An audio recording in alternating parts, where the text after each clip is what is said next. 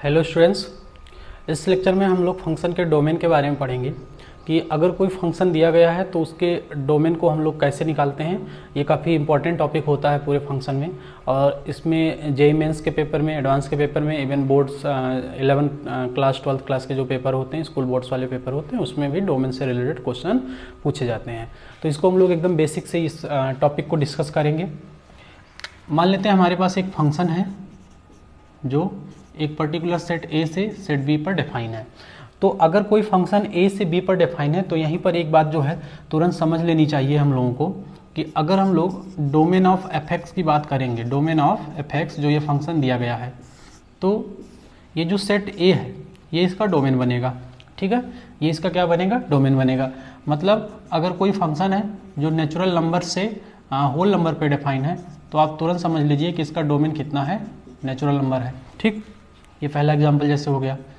अगर कोई फंक्शन है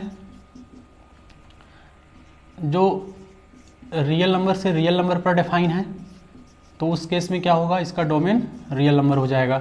मतलब आपको यहाँ पर एक छोटा सा अप्रोच सीखना है कि अगर कोई फंक्शन एक सेट से दूसरे सेट पर डिफाइन है तो ये जिस सेट से डिफाइन होता है दूसरे सेट पर, वही पहला सेट जो है कलेक्शन ऑफ इनपुट्स होता है। ये मैंने पार्ट 1 में बताया था, और यही इस फंक्शन का डोमेन बनता है। अगर हम लोग इसमें और लॉजिक का बात करें, जैसे मान लेते हैं हमारे पास ये फंक्शन है एफ एक्स और इसमें ए बी सी हम लोगों ने इनपुट लिया, तो ये 1, बी पे 2 और सी पे ये 3 इनपुट अगर दिया है तो इसको हम लोग बोल सकते हैं कि ये आप देखिए ए जो है क्या होता था? 1 का प्री इमेज होता था। ये क्या होता था? 1 का प्री इमेज। बी क्या था? 2 का प्री इमेज। सी जो है 3 का प्री इमेज बना था। और इस साइड जैसे 1 जो है इमेज था ए का, 2 इमेज था बी का और 3 इमेज था सी का। तो यहाँ पर हम लोग ऐसे भी बोल सकते हैं कि collection of all pre images. ठीक है, collection of all pre images. यहाँ पर और लिख लीजिए अंडर एफ एक्स, मतलब उस फंक्शन के लिए ही बात किया जा रहा है, बाकी ये नहीं भी लिखेंगे कोई दिक्कत नहीं है। या फिर ऐसे भी बोल सकते हैं कि हमारा जब फंक्शन होता था तो ये फंक्शन जिन जिन वैल्यू पे डिफाइन होता था वो हम लोग यहाँ पर ला करके एज अ इनपुट रखते थे। ठीक है, तो अगर फंक्शन जिस जिस इनपुट पे डिफाइन हो रहा है वो इनपुट उसके डोमेन में इकट्ठे होते चले जाते थे। तो फंक्शन चूंकि ये है, इसको बोल दिए हैं कि ए से बी पर डिफाइन है, तो डेफिनेटली कलेक्शन ऑफ इनपुट्स जो होगा वो इसका डोमेन बनेगा, कलेक्शन ऑफ इनपुट्स। ठीक है, ये इसका क्या बनेगा? डोमेन बनेगा। इस चीज़ को हम लोग ऐसे भी लिख सकते हैं कि अगर इस फंक्शन का डोमेन हम डी एफ ऐसे बोले, प्रस्तुतः इसको पढ़ते हैं डोमेन ऑफ फंक्शन ए, और ये क्या है? ये पहले सेट में बिलोंग करने वाला कोई भी एलिमेंट है। तो ये मैंने छोटा सा कॉन्सेप्ट आपको सिखाया कि किसी भी फंक्शन का डोमेन हम लोग कैसे निकालेंगे जब एफ एक्स मतलब वो फंक्शन किसी एक पर्टिकुलर सेट से दूसरे सेट पर डिफाइन होता है। ये 2 एग्जाम्पल भी मैंने सिखाया। अब हम लोग इसमें नेक्स्ट इसका जो है ग्राफिकल अप्रोच देखते हैं कि अगर किसी फंक्शन का ग्राफ हम लोग दिया गया है तो उस ग्राफ को देख करके हम लोग उस फंक्शन का डोमेन कैसे डिसाइड करेंगे। डोमेन का ग्राफिकल अप्रोच सीखने से पहले हम लोग को एक चीज़ और सीख लेना चाहिए कि एक्चुअल में किसी भी फंक्शन का जो डोमेन होता है उसमें किस तरह के एक्स का बात किया जाता है, कि मतलब ये जो यहाँ पर एक्स होता है यहाँ पर कैसे, मतलब कौन से ऐसे एक्स होते हैं जिनके बारे में बात किया जाता है। तो वो चीज़ मैं लिख देता हूँ। एक्चुअल में डोमेन में हम लोग ऐसे एक्स का कलेक्शन करते हैं जिस पे फंक्शन वो डिफाइन होता है। तो वही चीज़ मैंने यहाँ पर लिखा है, to finding domain of any function we have to subtract those x. ऐसे एक्स को सब्ट्रैक्ट कर देते हैं from real number at which f x is not defined. तो बहुत सारे ऐसे भी फंक्शन होते हैं जिनका डोमेन पूरा कंप्लीट रियल नंबर आता है, उसमें कोई भी एक्स आप ले लीजिए, सब पे डिफाइन होते हैं। जैसे अगर आप एक लीनियर फंक्शन का बात करिए, मान लेते हैं 3x+1, इसका डोमेन जो है कंप्लीट पूरा रियल नंबर है। अगर हम लोग एक क्वाड्रेटिक का बात करें x² + x, इसका भी डोमेन पूरा कंप्लीट रियल नंबर है। लेकिन अगर हम लोग ऐसे फंक्शन का बात करें, ठीक है, तो ऐसे फंक्शन जो डिनोमिनेटर में कोई पर्टिकुलर एक्सप्रेशन कंटेन करते हैं वो जो है ऐसे एक्स पर डिफाइन नहीं होते हैं जो एक्स उनके डिनोमिनेटर को 0 कर देता है। तो यहाँ पर ये कंप्लीट रियल नंबर इसका सेट तो आएगा, मतलब इसका डोमेन जो होगा वो कंप्लीट रियल नंबर होगा, लेकिन ऐसे एक्स को यहाँ से आपको एलिमिनेट कर देना है जो फंक्शन को नॉट डिफाइन बना रहे हैं। तो जब ये एक्स का वैल्यू 2 होगा तो ये फंक्शन जो है 2 - 2 इसका डिनोमिनेटर 0 हो जाएगा और उस केस में ये फंक्शन डिफाइन नहीं होगा। तो वही यही चीज़ मैं यहाँ पर बोला हूँ कि ऐसे एक्स का हम लोगों को कलेक्शन करना होता है जिस पर फंक्शन डिफाइन होता है, और ऐसे एक्स जो जिस पे फंक्शन डिफाइन नहीं होता उसको रियल नंबर में से हम लोग सब्ट्रैक्ट कर देते हैं। अब हम लोग डोमेन का ग्राफिकल अप्रोच सीखते हैं, मतलब किसी फंक्शन का अगर डोमेन हम लोगों को निकालना, अगर उसका ग्राफ दिया है तो उसके ग्राफ को देख करके कैसे उसका डोमेन डिसाइड करते हैं, ये चीज़ हम लोग सीखते हैं। किसी भी फंक्शन के लिए डोमेन का ग्राफिकल अप्रोच क्या होता है उसके लिए हम लोग एक एग्जांपल से इस बात को समझते हैं। हमने यहाँ पर एक फंक्शन लिया y = f(x) और इस फंक्शन का ग्राफ हम लोगों को अगर पता है तो उस ग्राफ को देख करके कैसे हम लोग इसके डोमेन के बारे में डिसीजन लेंगे, वो चीज़ x axis y axis and 0 0। मान लेते हैं ये जो है फंक्शन है ऐसे कुछ f(x). अब ये फंक्शन अगर यहाँ इस पर्टिकुलर पॉइंट मान लेते हैं a, b से स्टार्ट हुआ है, ठीक है, ये a वैल्यू को होल्ड कर रहा है और ये आकर के m, n पर एंड हुआ है, तो होगा क्या कि इस फंक्शन का आप अगर डोमेन निकालना चाह रहे हो कि ग्राफ देख करके, तो उसके लिए एक छोटा सा कॉन्सेप्ट है कि आप x एक्सिस को एज अ स्क्रीन ट्रीट करो, ठीक है, और यहाँ से पूरे x एक्सिस के परपेंडिकुलर -∞ से +∞ तक लाइट रेज जो है आप क्या करो, x एक्सिस पे प्रोजेक्ट करो। अब डेफिनेटली ये फंक्शन जो होगा, जितने पोर्शन में ये फंक्शन एक्सपेंड हुआ होगा उतने पोर्शन का ये लाइट रोक लेगा, और जब ये लाइट रोक लेगा तो उस फंक्शन का प्रोजेक्शन आकर के हमको x एक्सिस पे मिलेगा। मतलब ये जो लाइन था हमारा, ये x = a, क्यों, क्योंकि ये पॉइंट a, b था, और ये लाइन थोड़ा सा सीधा मैं इसको बना देता हूँ, ये लाइन जो है x = m, ठीक है, इसी के बीच में ये फंक्शन एक्सपेंड हुआ है, तो होगा क्या, इतनी स्क्रीन जो है डार्क हो जाएगी। x एक्सिस को हमने एज अ स्क्रीन ट्रीट किया है, तो होगा क्या, यही इस फंक्शन का डोमेन रिप्रेजेंट करेगा, ठीक है। मतलब इस वाले इंटरवल में a से m के बीच में जितने भी एलिमेंट आए होंगे सब इसके फंक्शन के डोमेन में ट्रीट किए जाएंगे। मतलब इस केस में जो इसका डोमेन आएगा a से m तक हो जाएगा।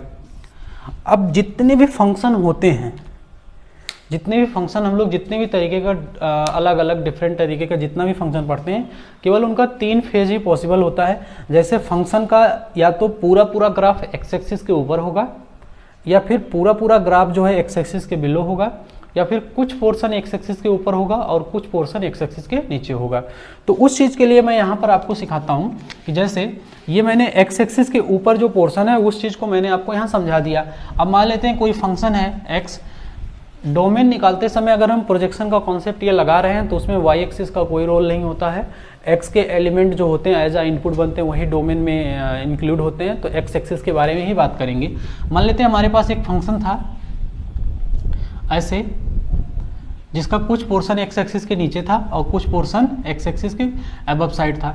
ये मान लेते हैं x = a से लेकर के अगेन x = m तक डिफाइन है, इसके बीच में ये ग्राफ है। तो हम लोग क्या करेंगे, मान लेते हैं ये a और m के बीच में कोई पर्टिकुलर पॉइंट था k, ठीक है, जिसके एक तरफ फंक्शन का ग्राफ जो है x एक्सिस के ऊपर हो गया और दूसरी तरफ जो है x एक्सिस के डाउन है। तो आपको करना क्या है कि जो नीचे की तरफ है, मतलब x एक्सिस के बिलो साइड है जो फंक्शन का पोर्शन, उसका प्रोजेक्शन आप नीचे की तरफ से ले लेंगे, ठीक है।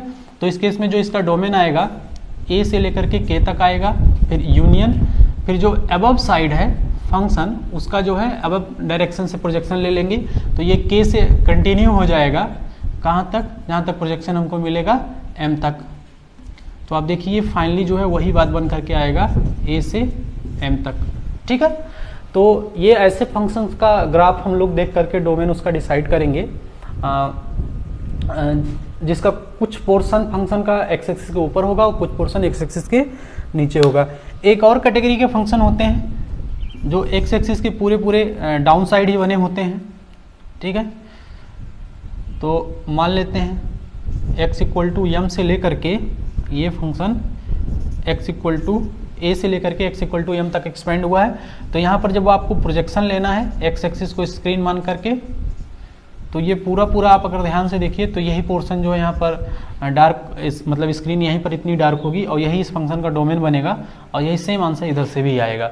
मतलब सिंपल सा अप्रोच मैंने इसमें आपको ये सिखाया कि फंक्शन का ये जो फंक्शन है अगर उसका ग्राफ एक्स एक्सिस के जिस साइड होगा, अबव साइड होगा तो अबव से उसका प्रोजेक्शन ले लेंगे, अगर वो बिलो साइड होगा तो बिलो साइड से उसका प्रोजेक्शन ले लेंगे। अगर इस तरह का केस बनना है तो यूनियन लगा के डोमेन को अटैच करेंगे, और नहीं तो इस वाले और इस वाले केस में डायरेक्ट जो है डोमेन उसका आ जाता है। अब हम लोग इस पर कुछ स्टैंडर्ड फंक्शन के डोमेन का प्रैक्टिस कर लेते हैं कि देखते हैं उस पर क्या ये मेथड काम कर रहा है कि नहीं कर रहा है। कि मतलब जैसे log x हो गया, एक्सपोनेंशियल फंक्शन हो गया, साइन फंक्शन हो गया, उन सभी फंक्शंस पे हम लोग ये प्रोजेक्शन मेथड लगाते हैं और देखते हैं उनका डोमेन आसानी से निकलता है या नहीं। ये हमने यहाँ पर एक फंक्शन का एग्जाम्पल लिया है, y इक्वल टू e के पावर x है।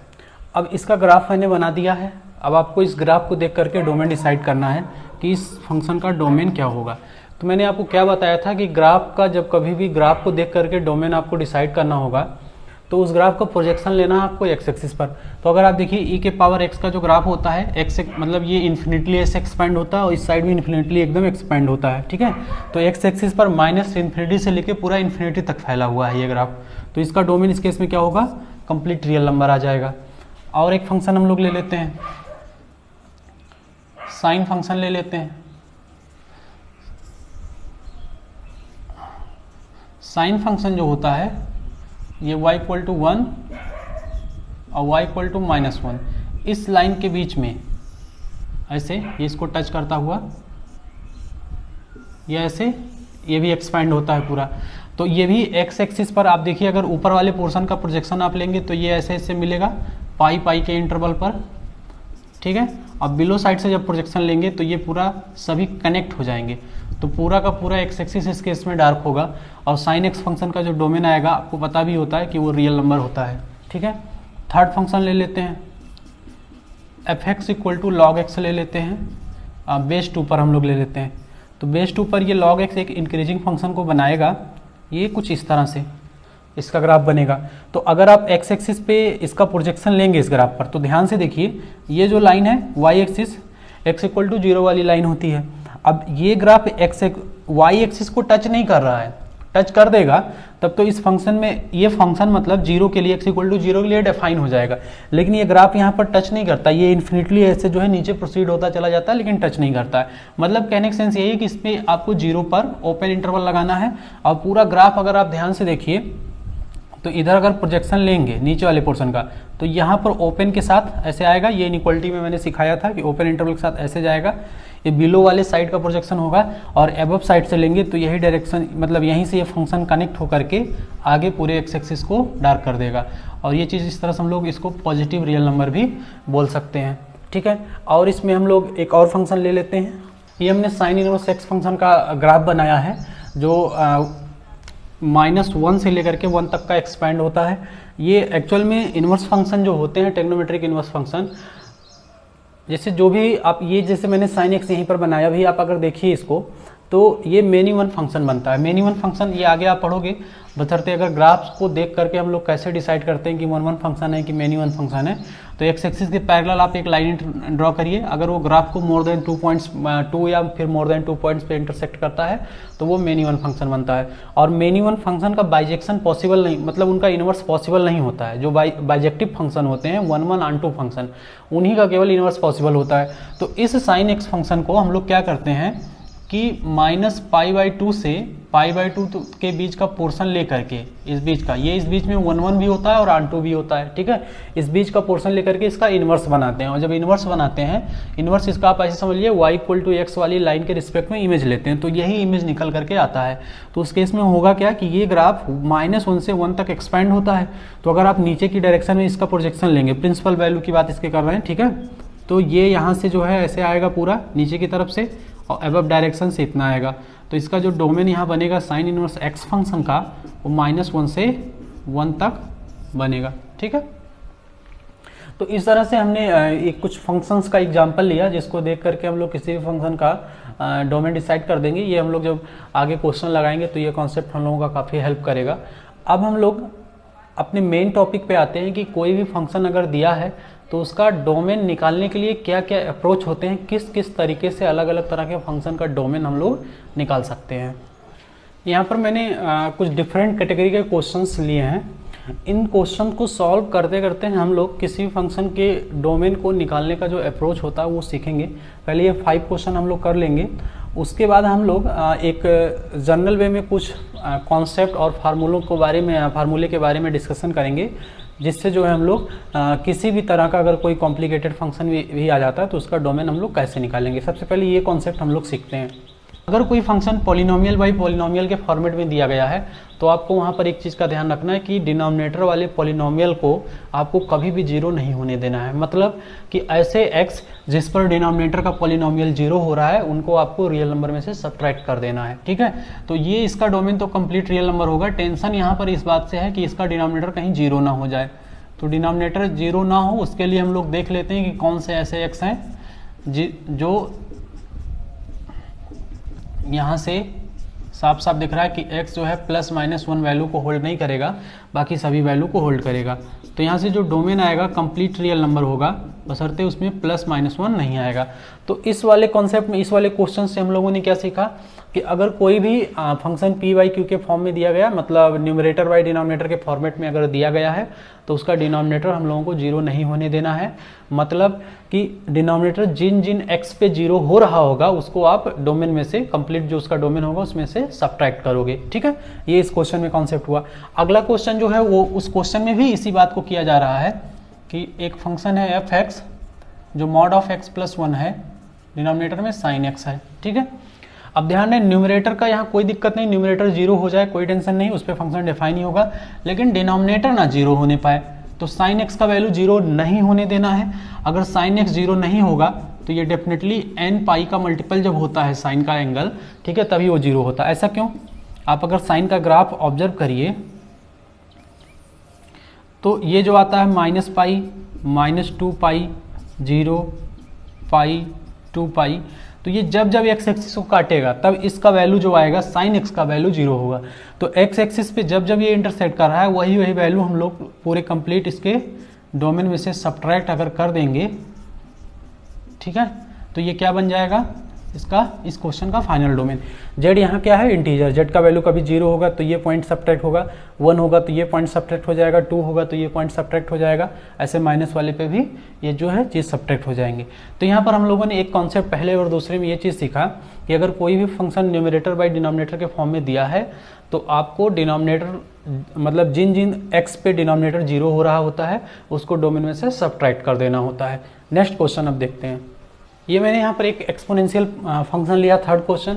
अगर कोई एक्सपोनेंशियल फंक्शन है उसका डोमेन निकालना है तो उसमें आपको एक चीज़ ध्यान देना है कि बेस शुड बी पॉजिटिव, उसका बेस जो है ये पॉजिटिव होना चाहिए। ठीक है, तो यहाँ पर जब इसका बेस पॉजिटिव होगा तो इसका बेस है कितना, x² - x, इसको पॉजिटिव होना पड़ेगा ग्रेटर देन 0, और यहाँ से ये x कुछ ऐसे बनेगा। क्रिटिकल पॉइंट का बात करें तो एक 0 मिलेगा और एक 1 मिलेगा, प्लस माइनस प्लस। तो यहाँ से जो x आ रहा है वो आ जाएगा -∞ से, अब पॉजिटिव पोर्शन लेना है 0 यूनियन 1 से ∞।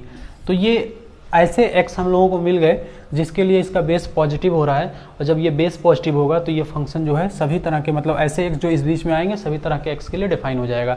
सभी तरह के x बोलने का सेंस है कि इसके बीच वाले जो भी x आएंगे सब पे डिफाइन होगा। तो यहाँ पर एक चीज़ हम लोगों ने क्या सीखा कि एक्सपोनेंशियल फंक्शन के केस में जो हम लोगों को कंडीशन लगाना होता है वो कंडीशन क्या होता है, बेस शुड बी पॉजिटिव। हालांकि ये सभी रूल अभी हम लोग इसको कैटेगराइज करेंगे, हो सकता हो ये नेक्स्ट पार्ट में चला जाए, वीडियो थोड़ा सा लंबा हो जाएगा। हम लोग ये वाला क्वेश्चन देखते हैं। फोर्थ क्वेश्चन में जो कॉन्सेप्ट रखना है, हम लोगों को याद रखना है कि अंडर रूट के अंदर जब कोई फंक्शन आएगा तो वो फंक्शन को आपको ग्रेटर आर, मान लेते हैं अगर ये कैपिटल एक्स है तो वो कैपिटल एक्स को greater or equal than 0 solve करना है उसके डोमेन के लिए। तो यहाँ से 16 - x² greater or equal than 0 हो जाएगा, और ये हो जाएगा x² less or equal then 16। तो यहाँ से जो x का फाइनल वैल्यू आएगा 4 से -4 आएगा। ठीक है, -4 से 4 तक आएगा, मतलब ऐसे x जो इस बीच के लिए जाएंगे उस पर ये फंक्शन डिफाइन होगा। इसके लिए कॉन्सेप्ट याद क्या रखना है कि अंडर रूट के अंदर अगर कोई एक्सप्रेशन लिखा है तो उसको आपको greater than 0, greater or equal than 0 solve करना है। ठीक, नेक्स्ट क्वेश्चन देखते हैं हम लोग। ये अंडर रूट के अंदर ये भी फंक्शन आया है, तो अगर ये फंक्शन डिफाइन होगा तो एक चीज़ का ध्यान है आपको कि ये चीज़ ग्रेटर आर इक्वल देन 0 होनी चाहिए, और इसका जो डिनोमिनेटर है ये 0 नहीं होना चाहिए। ठीक है, तो इसके लिए हम लोग देख लेते हैं कि x square not equal to 2 होगा तो x जो यहाँ से आएगा प्लस माइनस ओवर रूट 2 हो जाएगा। तो अगर इस चीज़ को हम लोग सॉल्व करेंगे, अगर उस x में ये चीज़ आ रहा होगा तो उसको सब्ट्रैक्ट करना पड़ेगा। क्यों? क्योंकि इस कॉन्सेप्ट में मैंने सिखाया था पहले क्वेश्चन में, x की ऐसी वैल्यू हम लोग एलिमिनेट कर देते हैं डोमेन में से जो उसके डिनोमिनेटर को 0 करती है। तो इसको फैक्टराइज कर लेते हैं। वैसे भी ये डिनोमिनेटर का क्रिटिकल पॉइंट बनने वाला है और इनइक्वलिटी के केस में ये पढ़ाया जाता है कि जो डिनोमिनेटर के क्रिटिकल पॉइंट होते हैं उन पर हम लोगों को ओपन इंटरवल का यूज करना होता है। ठीक है, तो यहाँ से अगर इसमें साइन स्कीम इसका बना है प्लस माइनस, तो पॉजिटिव पोर्शन के लिए आपको कौन सा रीजन सेलेक्ट करना है? यहाँ से साफ साफ दिख रहा है, पहला रीजन जो मिल रहा है माइनस इन्फिनिटी से माइनस का रूट टू चूँकि डिनोमिनेटर में है तो इसको 0 होने से बचाना है, तो इस पर लगाना है ओपन। फिर नेक्स्ट है -1 से 1, तो इस पर हम लोग क्लोज लगा सकते हैं क्योंकि x का वैल्यू जब 1 होगा, एक जगह प्लस रहेगा, ठीक है, प्लस तभी एक निगेटिव आएगा।